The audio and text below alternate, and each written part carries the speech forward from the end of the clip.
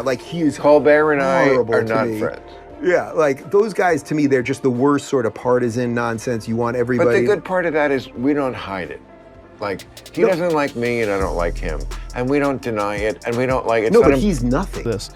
Chuck Schumer's got the mask on, and look at Colbert, no mask, spreading pandemic viruses. Look, he's dancing. High-fiving and dancing with Chuck Schumer. What is this? Well, what kind of signaling is this? Can you imagine Bill Hicks fucking dancing with a senator? Jesus Christ. Well, Colbert was never really a stand-up. Stephen Colbert's meltdown at CBS has ignited a full-blown media frenzy.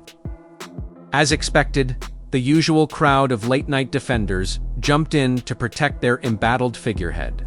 But not everyone's buying the sanitized spin. Two voices who aren't, falling in line.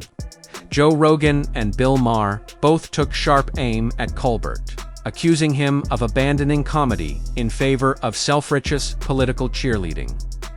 Leading the charge with his trademark bluntness was Rogan, torching what he called the hollow shell of a once funny performer.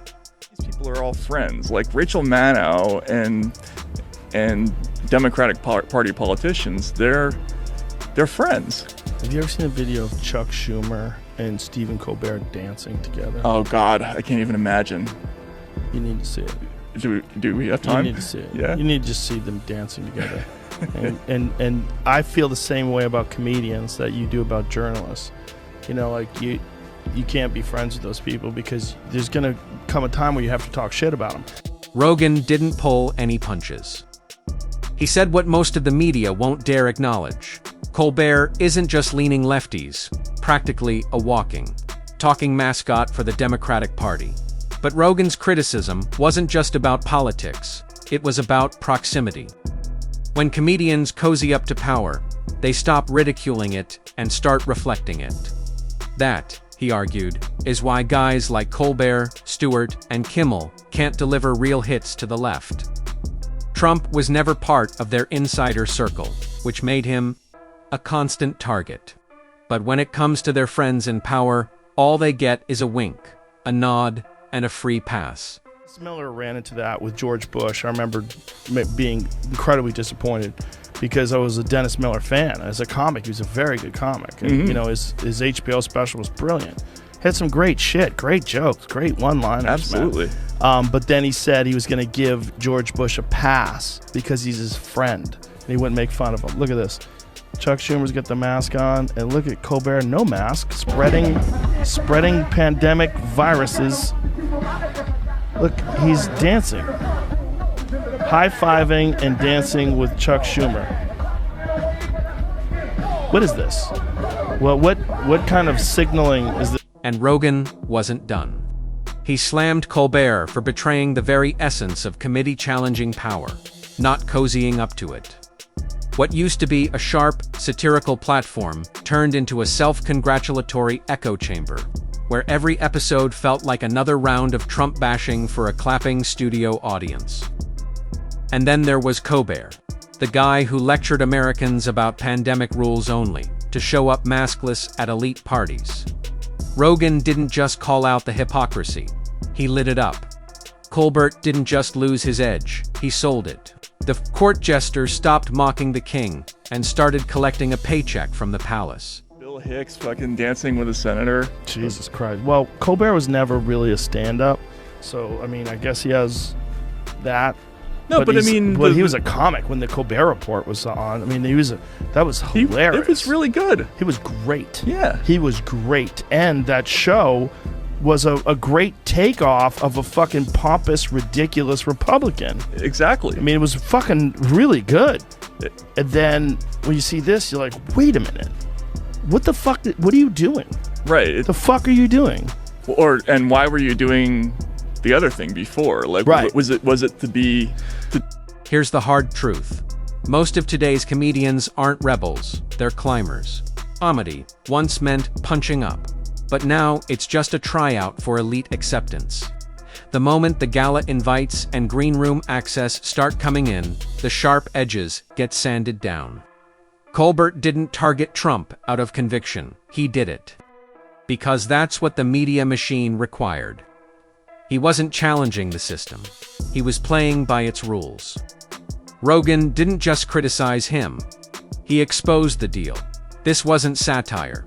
It was a transaction. I think what happened was, and I'm just going to guess, but I think what happened was he had this brilliant character. It was amazing on The Daily Show. Then he does the Colbert Report. It's amazing there. It's a great show, right?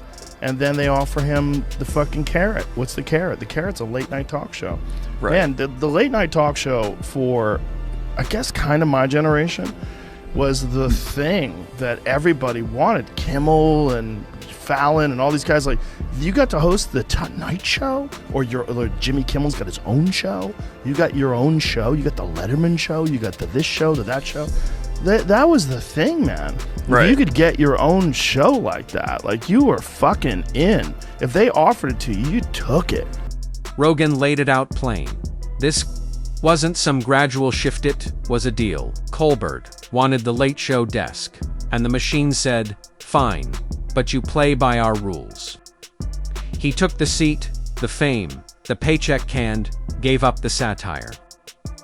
What came next wasn't political growth. It was a scripted performance. Colbert didn't accidentally drift into partisanship. He inked the contract and stepped into the role. Then to be that show guy, he has to be a different guy. So now he's not... Colbert from the show was this genius parody.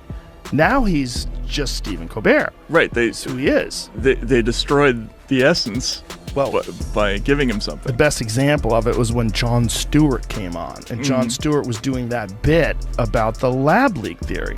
And Colbert is jumping in and stepping all over it. Right. And I'd like to see some evidence of that. Like, he's like fucking up the bit. Clearly, Stewart, who's a great comic, is in the middle of a bit. Right. Yeah, exactly. And Colbert's trying to, he's like, you can see the panic in his eyes that this is not going along with the narrative. So he's like, he's hamstringing the bit. Right. Which is crazy to see. Yep. Let's be honest, everyone has bias. But Colbert's wasn't just visible. It was over the top, almost cartoonish. Remember that vaccine musical? Syringe costumes, choreographed dancing, forced cheer. It wasn't edgy. It was pure propaganda wrapped in a laugh track. Colbert wasn't mocking the system. He was the system. He wasn't questioning government power. He was helping market it, dressed up in Broadway lights and applause cues. That's not satire. That's shilling with a smile. I think that's true with comics, with any kind of journalist. Like once you start getting, handed things, then you've lost. You know what I mean? They have you at that point, and you got to get out of that habit. It's like, or you can't cross that line. You can't cross that line. You can't. But if you want to be on a talk show, you have to cross that line. There's no other way you get on that show. You can't get on that show and have some real counterculture narrative that is not approved and sanctioned, and you spit it out there on NBC. It's the same playbook they ran with Jon Stewart. These guys don't vanish. They get shelved until the narrative needs a new messenger. Then they're rolled back out, armed with fresh scripts and manufactured outrage.